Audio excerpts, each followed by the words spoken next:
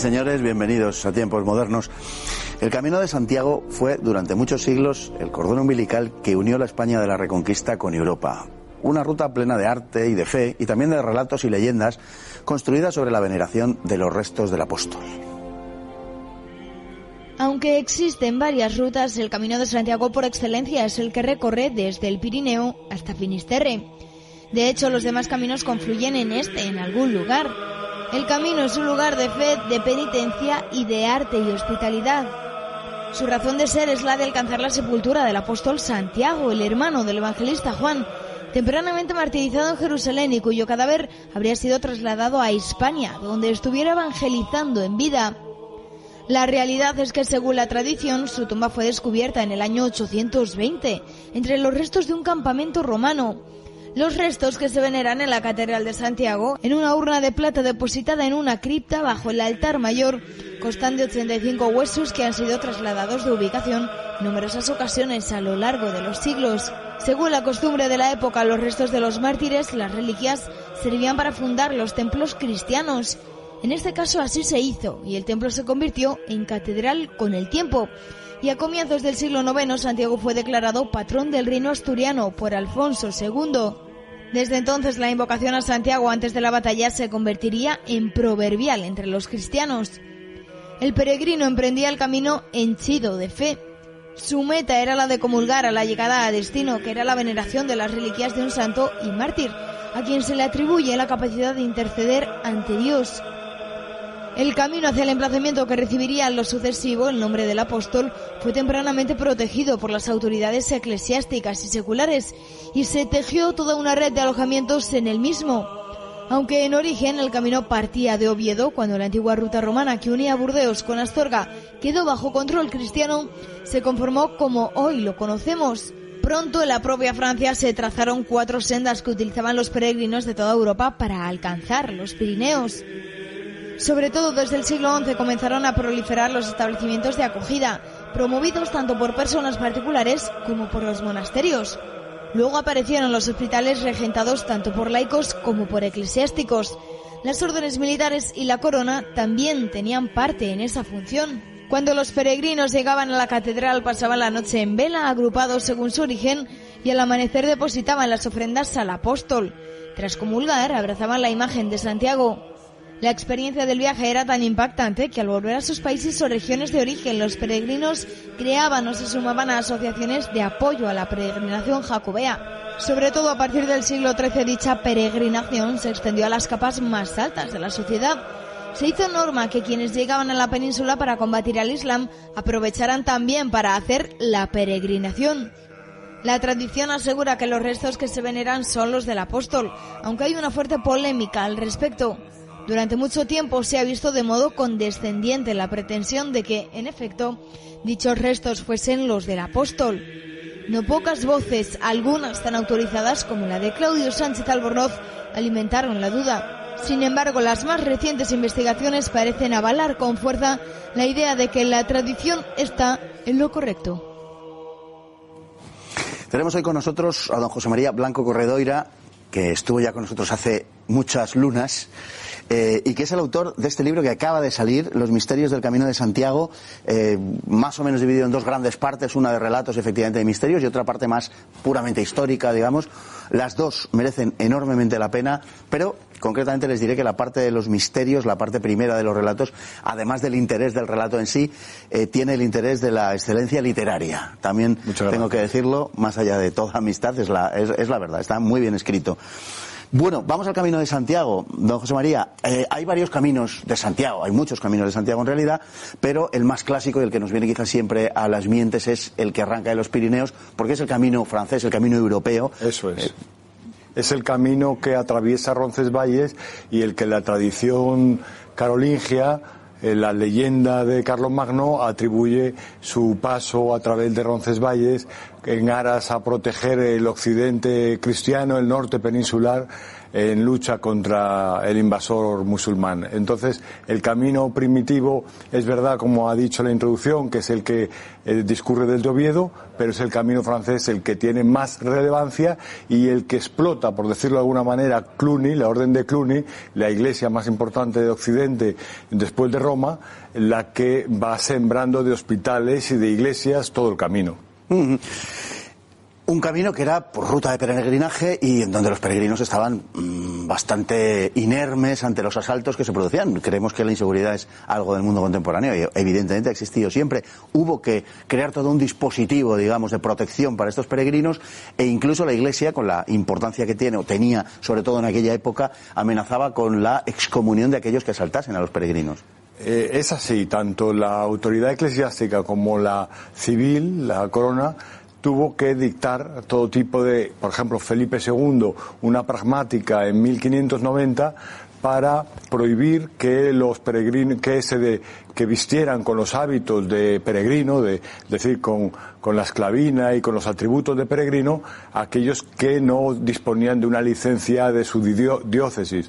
Ha habido picaresca. Hay que pensar, don Fernando, que este es un camino que se establece en el siglo X a partir de entonces y que atravesar la península y atravesar Francia, por ejemplo, era toda una aventura. Por lo que dice de el acoso, los asaltos, estar expuestos a los peligros del hombre y de la naturaleza. Bueno, la protección del peregrino siempre ha sido algo muy a lo que siempre ha tendido la Iglesia y de hecho la riqueza de la orden templaria muchos siglos después procederá justamente de esa protección de la creación casi de la banca, podemos decir, de la protección de los peregrinos. Los peregrinos entregaban una cantidad de donde salían y luego lo recibían y al llegar a Jerusalén recibían esa misma cantidad a través de la banca del temple, podemos decir, ¿no?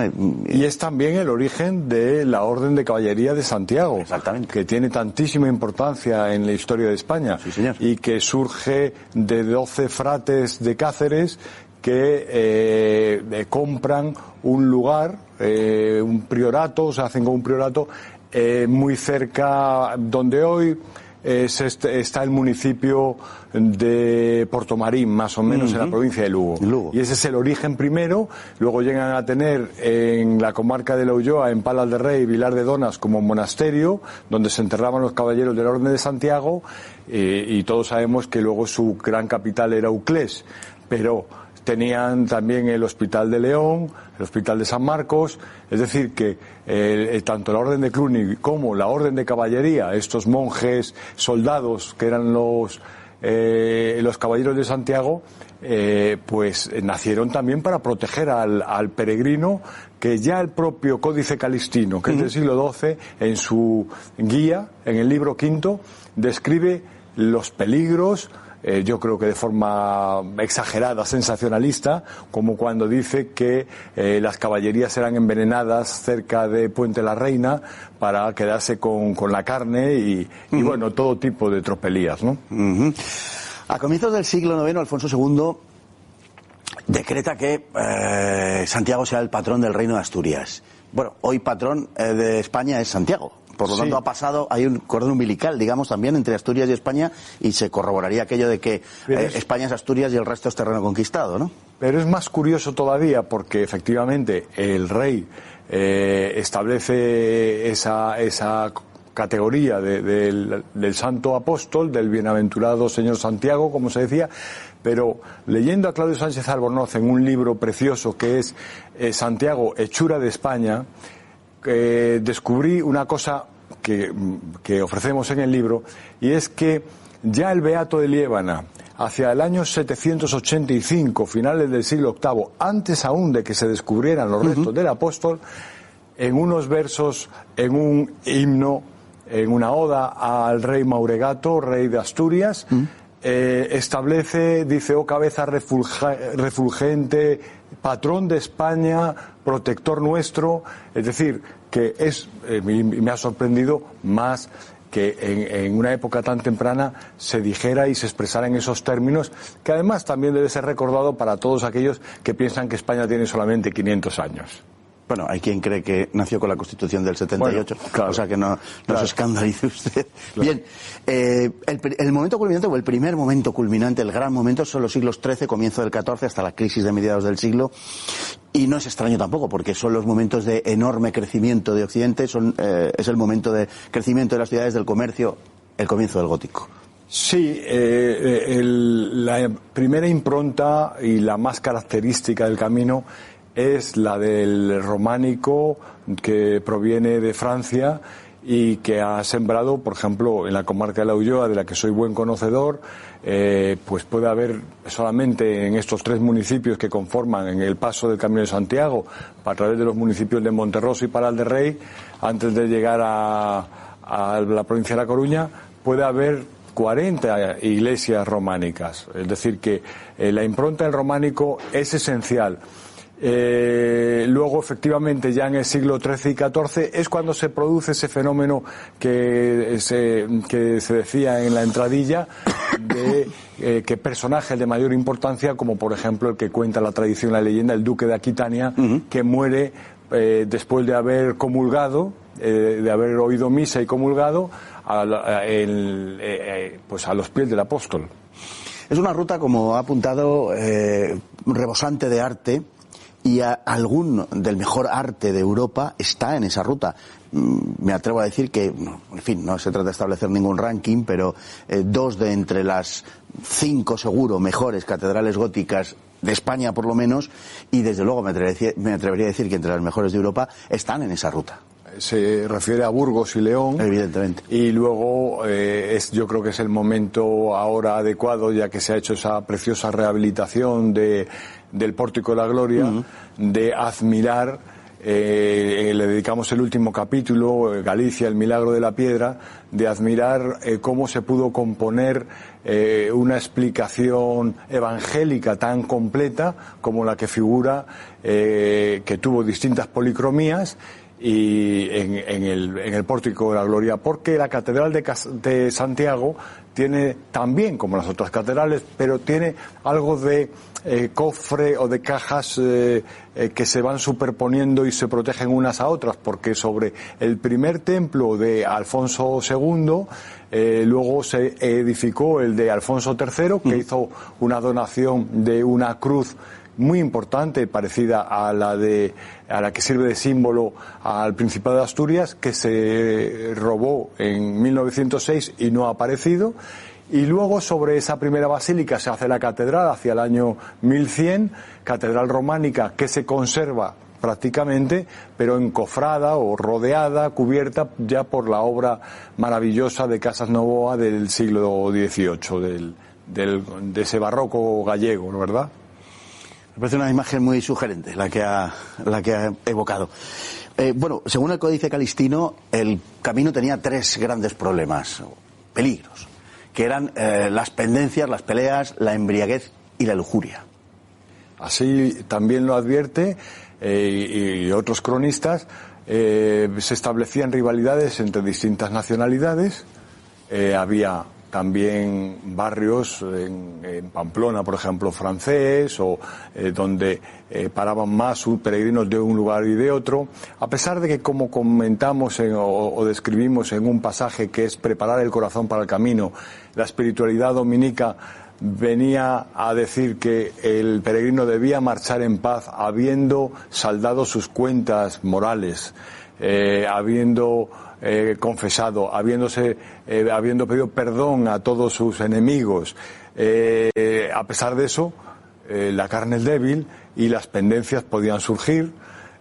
No solamente eso, sino que está la embriaguez, lógicamente, en las posadas, el juego y, por último, la tentación carnal, que el propio Códice Calistino describe y además puntualiza en qué lugares concretos del camino es donde se aparecen con mayor facilidad las meretrices.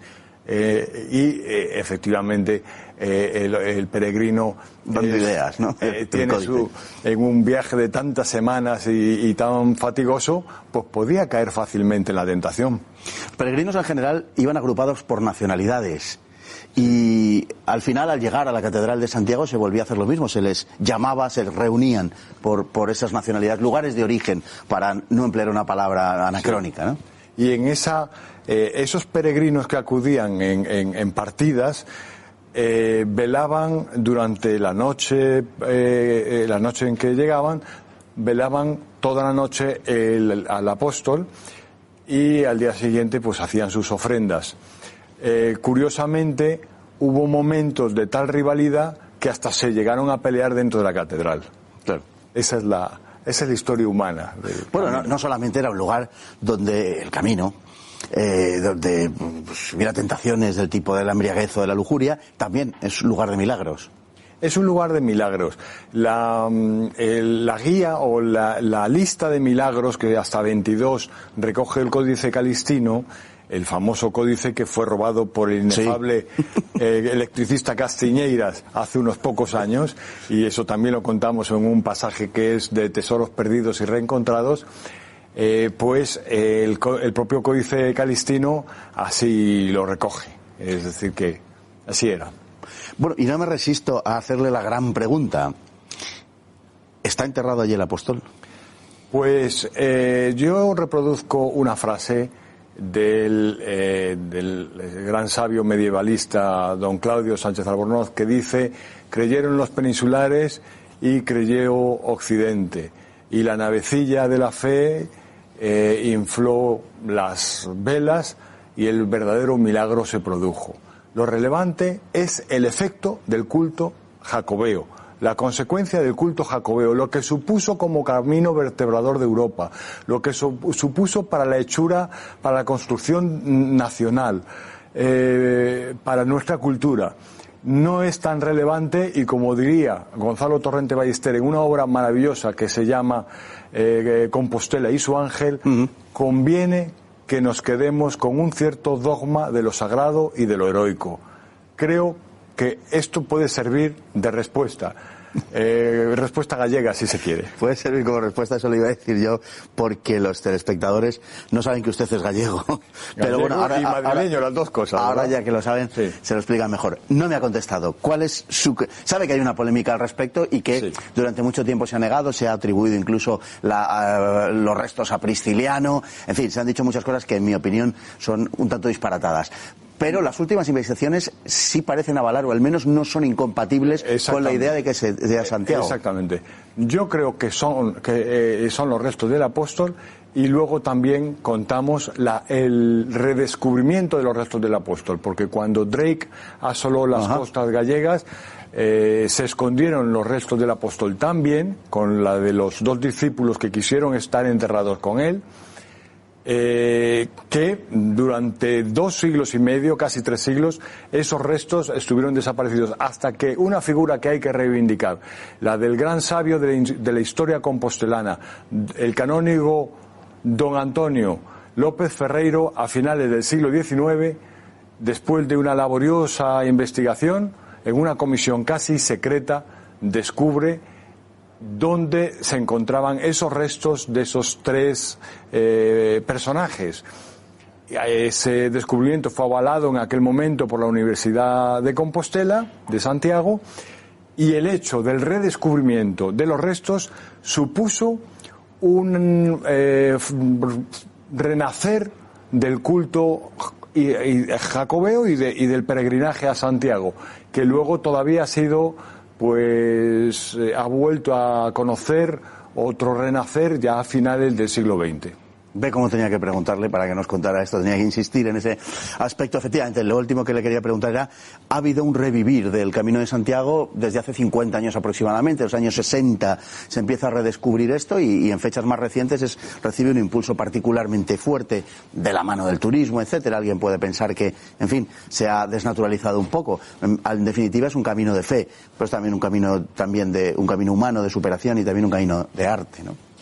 Sí, yo recojo el envite que hace una historiadora hacia el año 1969, Victoria Armesto, en un libro esencial, Galicia Feudal, en el que se pregunta, dice, ¿cómo se verá el fenómeno jacobeo dentro de 50 años? porque ella percibía que ya había pasado el tiempo de las Pilares y de los Santiagos y de aquellos nombres que en el momento de la guerra y después de la guerra eran nombres que fueron muy comunes. Bueno, pues yo recojo su envite y describo cómo está la cuestión en este momento, 50 años después. Creo que, como se dice al principio, son muchas personas que por un motivo u otro se sienten llamadas para hacer el camino. Yo, como persona religiosa, o al menos creyente, creo que está la mano del apóstol detrás, es decir, que existe la llamada espiritual para hacer el camino, pero muchas personas lo quieren hacer por otros motivos. Entiendo que el principal es siempre un camino espiritual, porque es un camino de reconciliación con uno mismo y es un camino de verdad y de humildad.